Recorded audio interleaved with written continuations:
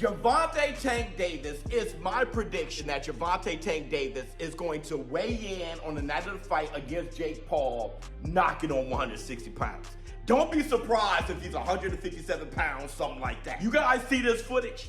Look at Tank. Now, if you know what you're looking at, the guy must be around 150 right now. Gervonta Davis has apparently packed in serious muscle ahead of his showdown with Jake Paul, and fans can hardly believe the transformation.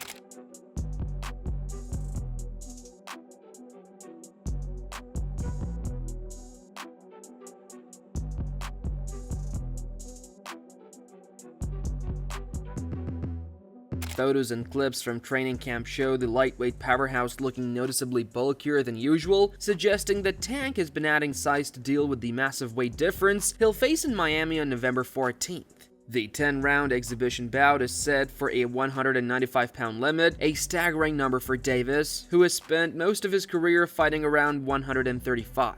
It's a bold move, and one that has the boxing world buzzing with all sorts of reasons. The only reason it had to be an exhibition is with the weight. But other than that, there's a winner. Well, there's like a big knockout bonus. I'm going to quote one of you in the war room. You said something like, if this is a fake fight, it definitely has real consequences. I keep telling you guys, man, if it goes on their real record or not, whatever it is, you know what you saw. It's just like Ryan Garcia versus Devin the American Dream Haney. Devin Haney is still undefeated. But we know what we saw. If Jake Paul knocks out Tank Davis, there's some real circumstance. It goes viral, and I'm going to lose $10,000. If Tank Davis knocks out Jake Paul, not only do I win my $10,000 back, but he gets a KO bonus, he gets an extra $2 million, and he gets a huge DTD on his chest like a damn superhero for being boxing stingy. Tank is one of the most interesting fighters to watch because he's so different. His style is so different. You know, it's so economical. Like, he puts pressure on guys without throwing too many punches and then starts to figure holes out. And the way he can explode and move in with one shot, my God. Yeah, he's very explosive. He's very explosive. The matchup itself already feels like something out of a sports movie, a 3-division world champion taking on a YouTuber turned boxer who's 40 to 60 pounds heavier and 8 inches taller. Yet somehow it's real. The fight will take place at the Kaseya Center in Miami and stream live on Netflix, continuing the platform's push into combat sports. While many see it as a circus act, others are curious to see if Davis's speed and precision can overcome Paul's sheer size. So your brother talks more than anybody else on the planet. Now him and the Warlock are running around trying to sue people, that they're fake fights, they're fixed, and all this other bullshit. But I think what people mean when they talk about it is, he's gonna fight fucking Gervonta Davis. It's like when what do you got? You guys need to fight guys your fucking same size. You know what I mean? Ryan Garcia, who knows Gervonta's power better than most, has shared some thoughts that surprised a lot of fans. Garcia, who was stopped by Davis back in 2023, recently claimed that the Baltimore Star's knockouts come less from brute force and more from timing and accuracy. He described Davis as a sniper, not someone who breaks opponents with raw strength, but one who lands so precisely that fighters never see the shots coming. That sharpness, Garcia suggested, is what makes him so dangerous. Lamont Rowe Jr., Davis's last opponent, had a different take. The two fought to a controversial draw in March, a result many still debate, and Rowe doesn't think Davis's power is exaggerated. He acknowledged that Tank can crack, though he also pointed out that his own chin held up just fine. Roach explained that once he felt Davis's hardest punches, he realized he could take them and keep coming forward. Still, he said it was clear why Davis manages to stop so many fighters. He's sharp, twitchy, and explosive at close range. Roach even hinted that his own power may have earned Davis's respect during their 12-round war, suggesting that both men had to dig deep to survive. Teofimo Lopez isn't convinced the fight makes as much sense from a competitive standpoint. He admitted that the event seems more about business than legacy, suggesting that even if Davis were to lose, it wouldn't really hurt his reputation, only his bank account. Lopez's take reflects a common opinion among fighters that this matchup, while bizarre, is ultimately just a high-payday exhibition. Many feel Davis is too skilled and too accomplished to risk his name against someone like Jake Paul, who's only been in the sport for a few years. Tank Jake, what's your thoughts about that fight? Tank Jake, less than a month away. May the best man lose. If Tank loses that fight definitively, like if he gets knocked out or Jake really beats him, does that impact his legacy? Not at all. No. No. So if Jake knocks him out, it means nothing. No, he'll just impact his bank account. Oh yeah, I think Roach got a bigger chance on beating him or decisively more than Tank did, which would look better and more of a reason to have a rematch with Tank and Roach. Not everyone is thrilled about this fight existing at all. Former UFC champion Daniel Cormier has been one of its loudest critics. He believes that allowing a lightweight to face a cruiserweight even in an exhibition sends the wrong message about boxing's direction. Cormier argued that these kinds of mismatches blur the line between sport and spectacle. In his opinion, boxing used to be about skill and discipline, but crossover fights like this turn it into entertainment more than competition. He respects what Jake Paul has built as a brand, but feels that pitting him against someone as small as Davis undermines the sport's integrity. You were yelling so much about him fighting somebody your size. His next opponent is, by far, the most credentialed guy ever fought in his prime. There's one problem. He fights at 135 pounds. Fights at 135. On the other hand, former heavyweight champion Shannon Briggs, who actually trained Jake Paul earlier in his career, sees things differently. Briggs has long been a supporter of Paul's boxing journey and said he always knew the YouTuber star would make noise in the sport. From his perspective, this fight is a win for everyone involved. Briggs noted how difficult it is for most fighters to earn big paydays and that Paul has managed to bring money and attention back into boxing. He sees this matchup as an opportunity for both men to cash in and for fans to witness something fresh. More so Tank Davis being a current active world champion facing Jake Paul. I mean, is it good or bad for the sport? It's great for boxing. I used to train with Jake Paul. I got those boys started, and I knew then from early on that this was going to be great because they had their own fan base. And look what's happening. Chasing an opportunity to get a huge payday and go back to boxing if he wants, or leave it alone. But it's hard to make money in this business. So many fighters, not enough paydays, and guess what? He's getting a big one. David Benavidez also waiting on the drama. He expects fireworks, predicting that the fight probably won't go the full 10 rounds. Even with the size difference, Benavidez believes Davis's power makes him dangerous at any weight. He admitted that he's not usually a fan of exhibition fights, but this one, he said, could actually entertain fans in a big way. According to him, the contrast between Davis's precision and Paul's raw size could make for a chaotic and unpredictable night, one where anything might happen. I'm not trying to disrespect Jake Paul and Tank's fight, but it is what it is. I want to see it. It's a little, it's a trip because, Jake Paul, he's a big fighter and he's been getting power, he's been getting stronger and he's been doing what he's supposed to do. He's been improving as a fighter, but Gervonta Davis is Gervonta Davis. And what I like about this fight, that Gervonta Davis, he's a smaller fighter, but he's not a boxer. He's a fucking killer. So it's just, I want to see like how he reacts to a punch from Jake, and that's if Jake can even catch him. You know what I mean? But this is gonna be a better exhibition fight because Gervonta is not gonna be running from him. He's gonna be trying to hurt him every single round. So it's gonna be a good fight.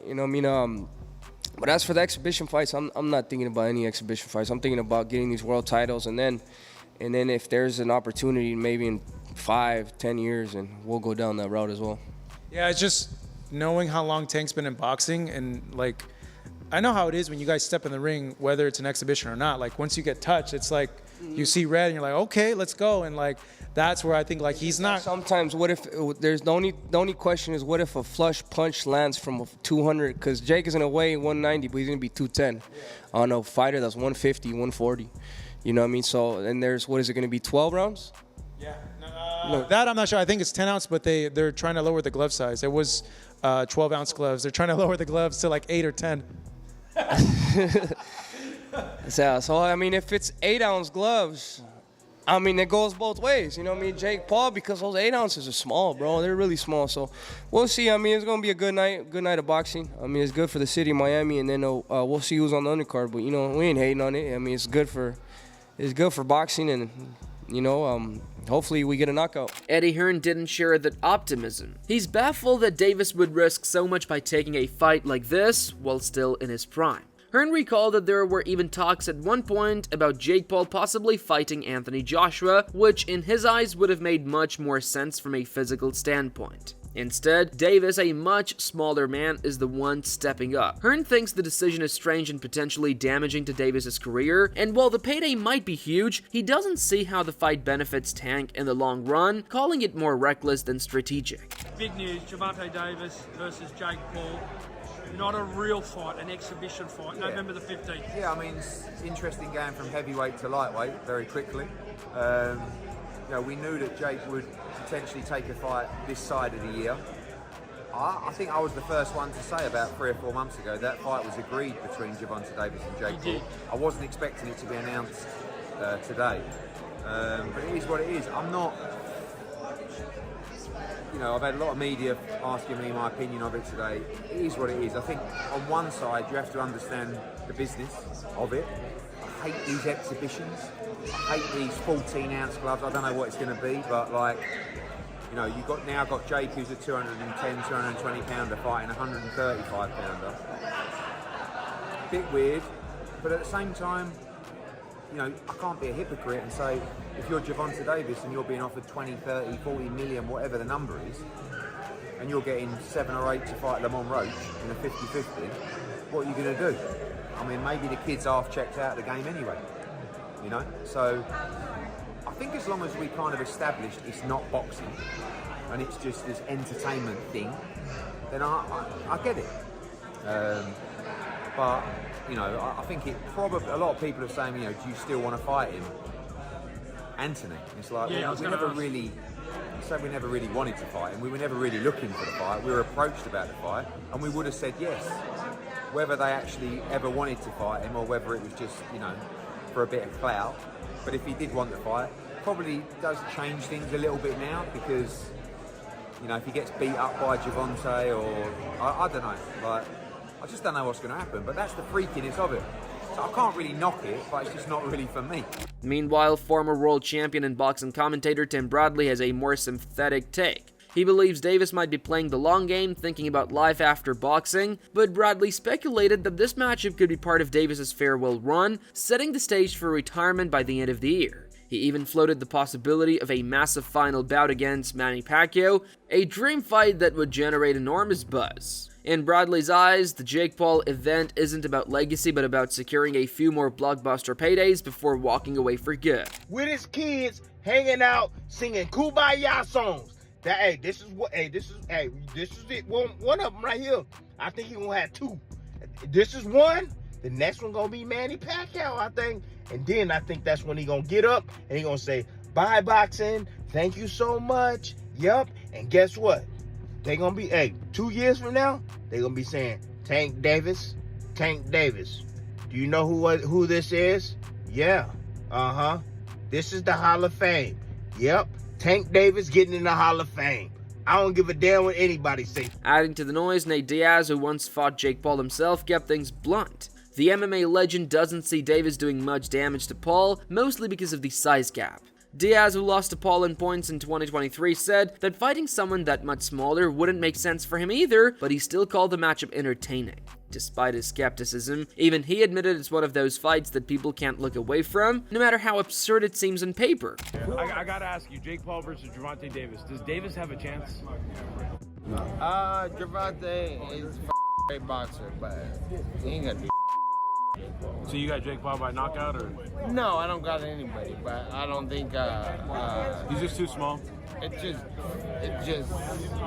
I don't want to beat up somebody that small. I don't want to. You know what I'm saying? What do you think of the fight? I don't want to lose to somebody that.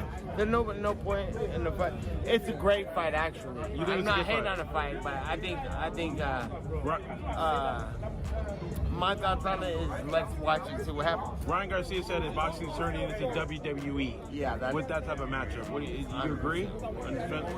Last thing, White House card, like he said, you want Conor McGregor? Yeah, but the whole thing's on WWE, so it's like, at least that's happening and getting something to talk about, something to watch, and I'm looking forward to that fight, actually. All these takes have turned the Davis-Paul event into one of the most talked about spectacles of the year. It's polarizing, some love it for the entertainment, others hate it for what it represents. On one side, there is a skilled, undefeated world champion testing his limits against a much bigger, less experienced opponent. On the other hand, there is a social media star who's been steadily gaining legitimacy as a boxer and now has the chance to shock the world. We just talking hands. Gervonta will whoop Jake ass. We just talking hands. But do you think that 50-pound weight difference, that's going to be a difference? It could be if you get caught with a shot. As a boxer, well, that's but the thing is this though. Let's talk about physics. See, boxing is a technique, right? So it's not like you could be bigger. That don't matter. Like you seen the big get not. A lot of them niggas go to sleep. That's a fact. He bounce, and the bouncer get hit in his chin. He go right out. He the big on the ground. Like I think there are a million. He the big. You know, you right. So that you can't go off that. Now you get hit by a big and you a small. You gonna slide. You gonna. Here comes physics. But as I'm using my technique, we in a different space now.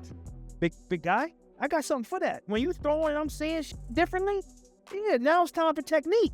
The build-up has been filled with contrasting opinions, from fighters who respect the hustle to purists who think the sport is losing its soul, but one thing is certain, everyone will be watching. The fight blurs the line between a legitimate competition and even a high-profile spectacle, and that's exactly why it's so fascinating. Whether Davis uses his speed and accuracy to pull off the impossible, or Paul's size and strength simply prove too much, the result will leave a mark on both men's careers. For Davis, it could be the final chapter in a remarkable journey, a test of pride and power before he hangs up the gloves. For Paul, it's the biggest chance yet to prove that his boxing evolution isn't just for show.